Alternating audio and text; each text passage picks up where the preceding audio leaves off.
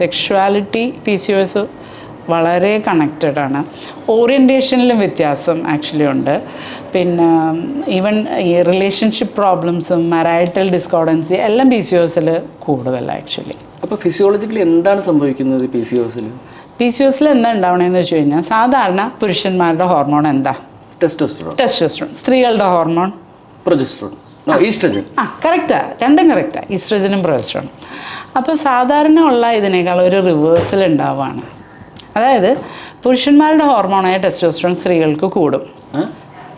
Testosterone ഈ ഓവറിൽ നിന്നെല്ലാം ആക്ച്വലി ഉണ്ടാവുന്നത് കൂടുതലായതുകൊണ്ട് കുറേ സിംറ്റംസ് ഉണ്ടാവും. അത് നാച്ചുറൽ ആണ്, എല്ലാ സ്ത്രീകൾക്കും ഉണ്ടാവും. ടെസ്റ്റോസ്റ്ററോൺ ചെറിയ അളവിൽ എല്ലാ സ്ത്രീകൾക്കും ഉണ്ടാവും. ഈസ്ട്രജൻ ചെറിയ അളവിൽ പുരുഷന്മാർക്കും ഉണ്ടാവും. പക്ഷെ ഇപ്പം നമ്മൾ കാണുന്നത് എന്താണെന്ന് വെച്ച് കഴിഞ്ഞാൽ പലർക്കും നമ്മൾ ടെസ്റ്റ് ചെയ്യുമ്പോൾ പുരുഷന്മാർക്ക് ടെസ്റ്റോസ്റ്ററോൺ കുറവും ഈസ്ട്രജൻ